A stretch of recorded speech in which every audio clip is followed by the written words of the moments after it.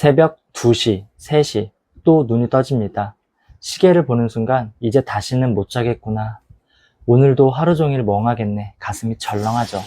밤 11시에 잠들어도 2~3시간마다 깨다 보면 아침에 일어나도 잔 것 같지도 않고 하루 종일 기운이 없고 피로가 쌓입니다. 나이가 들수록 푹 잘 수 있는 것 자체가 얼마나 큰 복인지 새삼 느끼게 되는데요. 그렇다면 자기 전 따뜻한 소금물 한 잔이 수면제 없이 푹 자는데 정말 도움이 될까요? 오늘은 따뜻한 소금물을 마셨을 때 우리 몸에 생기는 생리적 변화와 올바른 섭취법, 그리고 반드시 주의해야 할 분들까지 핵심만 객관적으로 알려드리겠습니다. 소금물을 마시라고요? 그렇지 않아도 국이나 찌개, 김치로 짜게 먹고 있는데 굳이 자기 전에 소금을 또 챙겨야 하나요? 가장 먼저 짚어야 할 핵심은 이것입니다. 오늘 말씀드리는 내용은 소금을 무조건 더 많이 먹으라거나 소금이 불면증 치료제라는 뜻이 아닙니다. 소금은 무조건 나쁘다거나 반대로 많이 먹을수록 좋다고 단순하게 말할 수 있는 문제가 아니기 때문입니다. 소금에 대한 기존 상식을 뒤집은 더 솔트픽스라는 책이 있습니다. 미국 심혈관 연구과학자인 제임스 디니콜란토니오 박사는 이 책에서 소금이 오랜 시간 동안 과도하게 부정적으로만 인식되어 왔다고 지적합니다. 소금은 단순한 조미료가 아니라 체내 수분 균형, 신경신호 전달, 근육 이완을 조율하는 필수 물질이며 무조건적인 저염식보다 각자의 몸 상태에 맞는 적정 전해질 균형을 찾는 것이 수면과 에너지 유지에 중요하다고 말합니다. 또한 적절한 소금 섭취가 수면과 에너지, 집중력에도 영향을 줄 수 있다고 말합니다. 추가적으로 디니콜란토니오 박사는 기존 주류 의학계의 통설과는 달리 현대인의 고질병인 고혈압과 심혈관 질환 등의 진짜 원인은 소금이 아니라 정제된 탄수화물과 설탕이라고 파격적인 주장을 제기하기도 합니다. 그러면서 설탕 섭취를 하루 20g 이하로 줄이고 정제염 대신 미네랄이 풍부한 소금을 몸이 원하는 만큼 섭취하여 체내에 소금 자동 조절 장치를 되찾으라고도 권장하고 있는 부분이 흥미롭습니다. 그렇다면 자기 전 따뜻한 소금물이 정말 수면에 도움을 줄 수 있을까요? 잠을 잘 자지 못하거나 새벽에 깨는 이유는 사람마다 다를 것입니다. 일부 사람은 따뜻한 물 한 잔을 천천히 마시는 과정에서 몸의 긴장이 풀리고 편안해지는 느낌을 받을 수 있습니다. 특히 하루 동안 땀을 많이 흘렸거나 식사를 제대로 하지 못한 날에는 갈증이나 몸의 불편함이 잠을 방해할 수도 있습니다.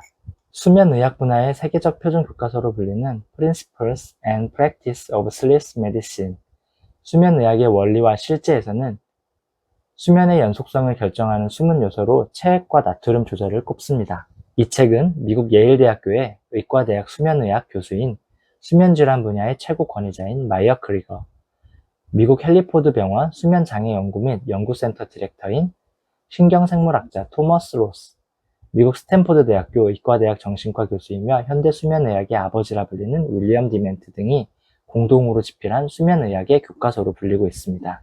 이 책에 따르면 수면 중 체액과 전해질 균형이 무너지면 야간뇨나 미세각성이 발생하기 쉽다고 설명합니다. 이러한 야간뇨나 미세각성은 깊은 잠을 방해하며 전체적인 수면 구조를 무너뜨립니다. 이러한 수면 생리학적 원리에 기반해 볼 때 자기 전 연한 소금물로 수분과 전해질을 미리 보충하는 것은 우리 몸에 도움이 될 수 있습니다. 자기 전에 마시는 따뜻한 소금물은 수면제처럼 잠을 강제로 오게 하는 것이 아니라 수분과 전해질을 미리 보충해 두어 야간뇨나 점막 건조, 탈수 등으로 인한 잠에서 깨어나는 원인을 예방해주는 방어적인 환경을 만들어주는 것입니다. 밤마다 화장실을 2~3번씩 가는데 자기 전 소금물이 도움이 될까요? 밤마다 화장실 때문에 깨는 분들 정말 많습니다. 잠들기는 했는데 새벽 2시, 4시에 계속 깨고 한 번 시간을 확인하고 나면 다시 잠들기가 어렵죠. 새벽에 깨는 현상은 노화로 인한 수면 변화, 수면 무호흡증, 신장질환 등 그 이유가 매우 다양합니다. 따라서 모든 불면증이나 야간뇨, 새벽각성이 소금으로 해결되지는 않습니다. 다만 평소 땀을 많이 흘렸거나 식사량이 줄어 체내 전해질이 부족해진 날, 혹은 밤마다 종아리에 쥐가 나거나 입마름으로 깨는 분들에게는 이러한 전해질 보충과 이완작용이 훌륭한 예방법이 될 수 있습니다. 그렇다면 따뜻한 소금물은 정확히 얼마나 타서 마셔야 되나요? 수면 개선을 위한 소금물의 농도가 절대적인 공식으로 정해져 있는 것은 아닙니다. 따라서 다른 사람이 주장하는 비율을 무작정 따르기보다 아주 연한 농도로 시작해 내 몸의 반응을 관찰하는 것이 중요합니다. 1단계, 평소 자신의 나트륨 섭취량을 체크하세요. 나는 평소 국과 찌개, 김치와 가공식품 등을 얼마나 자주 먹는지 살펴보세요. 2단계, 잠에서 깨는 이유가 갈증인지 화장실인지 호흡 문제인지 관찰해보세요. 3단계, 따뜻한 물 한 컵, 약 300ml의 미네랄이 풍부한 소금 한 꼬집 정도만 타서 천천히 마셔봅니다. 그리고 소금 양을 조금씩 늘려가 봅니다. 참고로 저는 따뜻한 물 300ml에 용용소금 반 티스푼, 약 1g으로 자기 전 따뜻한 소금물을 실천하고 있습니다.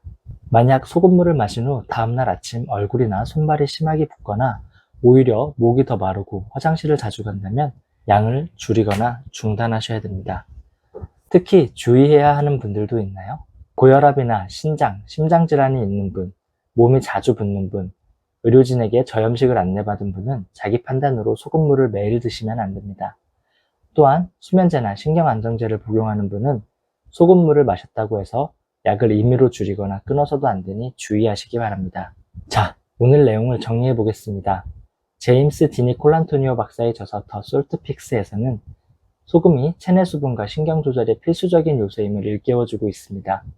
소금은 우리 몸에 꼭 필요한 물질이며 무조건 줄이는 방식이 모든 사람에게 적합한 것은 아니라고 말합니다. 그리고 수면의학 교과서로 불리는 크리거, 로스, 디멘티의 저서 Principles and Practice of Sleep Medicine에서는 흡역 각성의 다양한 이유를 언급하면서 체액과 전해질 균형이 야간 각성을 줄이는 데 중요한 역할을 함을 보여줍니다. 두 전문 서적을 종합해보면 자기 전 따뜻한 연한 소금물 한 잔은 밤새 우리 몸의 수분과 이완 상태를 유지해 숙면을 돕는 유용한 보조수단이 될 수 있습니다. 오늘 밤 간단한 시도로 편안한 잠을 이루고 싶으시다면 나에게 맞는 따뜻한 물 한 잔과 소금 한 꼬집을 준비해 보시기 바랍니다. 편안하고 깊은 잠을 이루시길 간절히 바라겠습니다. 감사합니다.